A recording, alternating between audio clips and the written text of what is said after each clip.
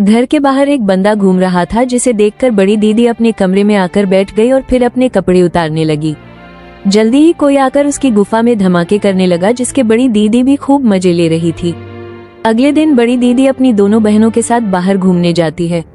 सबसे छोटी छोटी चिड़िया बड़ी दीदी के साथ बैठी थी, जबकि गरम मसाला पीछे बैठी थी। रास्ते में कुछ फौजी उन्हें रोककर उनसे पूछताछ करने लगे, क्योंकि अक्सर ही यहाँ नक्सलिए घूमते रहते थे। इसी बीच एक फौजी उन्हें पहचान लेता है। वो इनके पिता को जानता था, इसलिए वो अपने साथी से उन्हें छोड़ने को कहता है। तीनों बहनें फिर से आगे बढ़ने लगती हैं। इनकी माँ इनके बचपन में ही मर गई थी, जबकि इनके पिता की 1 महीना पहले मौत हो गई थी। तीनों जल्दी ही एक नदी के पास आती हैं और फिर उसमें मस्ती करने लगती हैं। तीनों बहनों में बेहद प्यार था। रात को तीनों बहनें खाना खा रही थी। खाना खाने के बाद जैसे ही गरम मसाला उठती है तो एक गोली चलने की आवाज आती है, जिससे छोटी चिड़िया बेहद डर गई। गरम मसाला बाहर देखकर कहती है कि जरूर फौजियों ने नक्सलियों को पकड़ लिया होगा। अपनी बहनों के सो जाने के बाद बड़ी दीदी आज फिर किसी का इंतजार करने लगी। कदमों की आहट सुनकर वो जब बाहर देखने आती है तो उसे दरवाजे पर जख्मी नक्सली दिखता है। बड़ी दीदी की चीख सुनकर उसकी दोनों बहनें भी बाहर आ जाती हैं। बड़ी दीदी पुलिस के पास जाने की बात करती है, क्योंकि वो किसी नक्सली को अपने घर में नहीं रखना चाहती थी, लेकिन छोटी चिड़िया जख्मी की मदद करना चाहती थी। जल्दी ही बड़ी दीदी की दोनों बहनें उसे एक कमरे में लेकर जाने लगती हैं। इस बंदे की टांग पर गोली लगी थी। बड़ी दीदी डॉक्टरी की पढ़ाई कर रही थी, इसलिए वो गोली निकालने लगती है। इस बंदे का नाम पालतू पेड़ा था। गोली लगने के कारण पालतू पेड़ा को बुखार हो गया था, इसलिए बड़ी दीदी छोटी चिड़िया और गरम मसाला को उसका ख्याल रखने को कहती है। जख्मी पालतू पेड़ा जब बाथरूम जाता है तो गरम मसाला उसे देखने लगती है, क्योंकि उसे पालतू पेड़ा अच्छा लगने लगा था। इसके बाद गरम मसाला उसके साथ ही लेट जाती है। अगली सुबह जैसे ही पालतू पेड़ा की आंख खुली तो वो कमरे में छानबीन करने लगा। जल्दी ही उसे एक अलमारी से कई प्रॉपर्टीज के कागज मिलते हैं। वो अभी उन्हें देख ही रहा था कि तभी कोई आवाज सुनकर वो उन्हें रख देता है। गरम मसाला उसके लिए नाश्ता लेकर आई थी। उसके पूछने पर पालतू पेड़ा बताता है कि मैं दूसरे शहर से यहाँ घूमने आया था, लेकिन फौज वालों ने मुझे नक्सली समझ लिया। गरम मसाला अब उसे अपने और अपने परिवार के बारे में बताने लगी। वो बताती है कि मैं बड़े शहर जाकर नौकरी करना चाहती हूँ। मेरी बड़ी बहन डॉक्टर बनना चाहती है, जबकि हमारी छोटी चिड़िया की इच्छा यहीं रहने की है। बड़ी दीदी छुपकर उनकी बातें सुन रही थी। वो समझ गई थी कि गरम मसाला पालतू पेड़ा की तरफ आकर्षित होने लगी है। कुछ देर बाद छोटी चिड़िया और गरम मसाला घर के काम कर रही थी। तभी बड़ी दीदी उनके पास आती है और छोटी चिड़िया को पालतू पेड़ा का ख्याल रखने को कहती है। लेकिन गरम मसाला उसके फैसले से खुश नहीं थी, क्योंकि बड़ी दीदी उसे पालतू पेड़ा से दूर रख रही थी। इधर तीनों बहनें घर के बाहर बातें कर रही थीं, जबकि घर के अंदर पालतू पेड़ा बड़ी दीदी के कमरे में कुछ ढूंढने लगा था। रात होते ही छोटी चिड़िया पालतू पेड़ा के लिए खाना लेकर आती है। पालतू पेड़ा खाना भी खा रहा था और छोटी चिड़िया से बातें भी कर रहा था। बातें करते करते दोनों करीब आने लगे और तभी बड़ी दीदी आकर छोटी चिड़िया को वहां से भगा देती है। पालतू पेड़ा समझ गया था कि बड़ी दीदी उसे पसंद नहीं करती। बड़ी दीदी की नजर में पालतू पेड़ा एक मुजरिम था, इसलिए वो उससे कहती है कि मुझे उम्मीद है कि तुम ऐसा कुछ नहीं करोगे जिसके लिए तुम्हें पछताना पड़े। कुछ देर बाद तीनों बहनें अपने वकील के साथ बैठी थीं। वकील बताता है कि तुम्हारे पिता की सारी जायदाद तुम्हारे नाम हो गई है। ये सुनकर तीनों बहनें बेहद खुश हो गईं। वकील बताता है कि जिस जमीन का केस चल रहा था वो भी हमने जीत लिया है। इनकी सारी बातें ऊपर खड़ा पालतू पेड़ा भी सुन रहा था और अपने अतीत के बारे में सोचने लगा। असल में बड़ी दीदी का पिता काफी पैसे वाला था। कुछ साल पहले पालतू पेड़ा के पिता ने अपनी जमीन के बदले उनसे कर्ज लिया था। पालतू पेड़ा का पिता वो कर्ज चुका नहीं सका और उसकी जमीन बड़ी दीदी के पिता के नाम हो गई। इस सदमे के कारण पालतू पेड़ा के पिता ने खुद की जान ले ली थी और पालतू पेड़ा योजना बनाकर उसी का बदला लेने इनके घर आया था।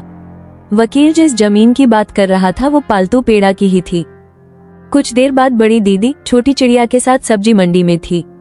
यहाँ फौजी आकर सभी को घर जाने को कहते हैं। खूंखार हवलदार नाम का फौजी बड़ी दीदी को भी घर जाने को कहता है। देर रात को खूंखार हवलदार बड़ी दीदी के घर आकर उसकी गुफा में धमाके करने लगता है और पालतू पेड़ा उन दोनों को देख लेता है।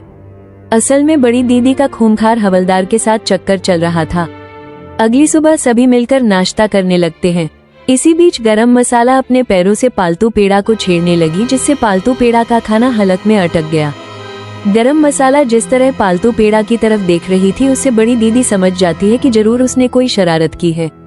नाश्ता करने के बाद पालतू पेड़ा नहाने लगा।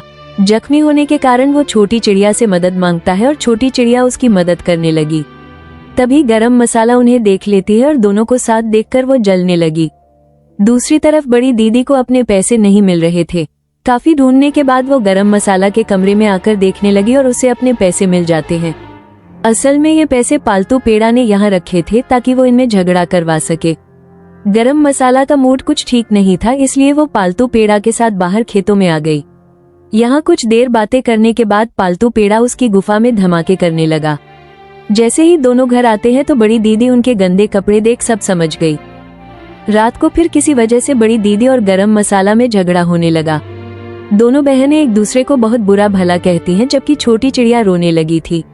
देर रात को बड़ी दीदी अकेली बैठी दारू पी रही थी और इसी बीच पालतू पेड़ा उसके पास आकर बैठ जाता है। वो रोने लगी और पालतू पेड़ा उसे सहारा देने लगा। तभी गरम मसाला उन दोनों को साथ में देख लेती है। उसे लगता है कि बड़ी दीदी पालतू पेड़ा को उससे छीनना चाहती है। दोनों बहनों में झगड़ा बढ़ता ही जा रहा था, जिससे दुखी होकर छोटी चिड़िया बाहर चली गई। पालतू पेड़ा भी उसके पास आ गया था। दोनों बातें करने लगे और बातों ही बातों में पालतू पेड़ा उससे कहता है कि मैं तुमसे प्यार करने लगा हूँ। छोटी चिड़िया पालतू पेड़ा की मीठी मीठी बातों में फंस जाती है और इन दोनों का चक्कर शुरू हो जाता है। अब दोनों पूरा दिन साथ में बिताते और मौका मिलने पर एक दूसरे का पानी भी निकालते। छोटी चिड़िया को पालतू पेड़ा साथ खुश देखकर बड़ी दीदी तो बेहद खुश थी, लेकिन गरम मसाला आग की तरह जल रही थी। वो गुस्से में आकर छोटी चिड़िया के खाने में कांच डाल देती है, जिससे उसका मुंह जख्मी हो जाता है। पालतू पेड़ा जानता था कि यह काम गरम मसाला का है, लेकिन वो किसी से कुछ नहीं कहता।